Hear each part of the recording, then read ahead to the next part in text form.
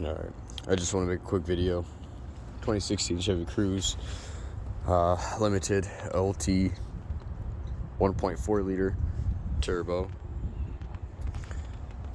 Cranks no start. I just changed thermostat, but cranks no start. Codes were PO443, PO420, PO299, P043 again, and then P0014. So initially I removed just that hose right here for the EGR evap. Removed that, and the car would start sounding like a dirt bike.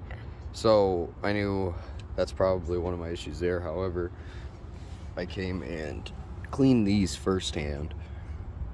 Cam phasers. I do have this one that was new. I am still putting that on there. But I wanted to make this video to see if it would start. I have new O2 sensor. That's the new line and the new solenoid with it as well. It's all plugged in. Now it's all plugged in. Let's see what happens. Just trying to figure out if this is a very common concern. If it is, then I will know how to spot it every time.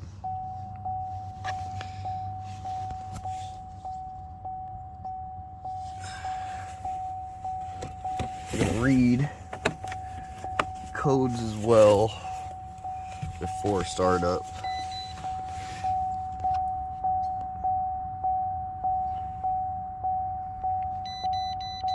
Shout out to Innova. Pretty decent. So it's everything we've got. We're trying to see if we can keep everything going. Just want to show you in real time how this works. They're still here, so we're gonna have to start it. If it starts,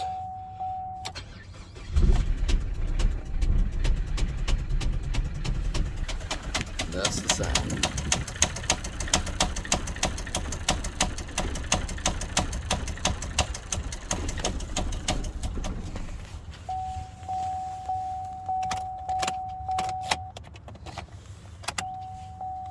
I'm hoping it's not timing, but it was just an overnight thing. I don't understand.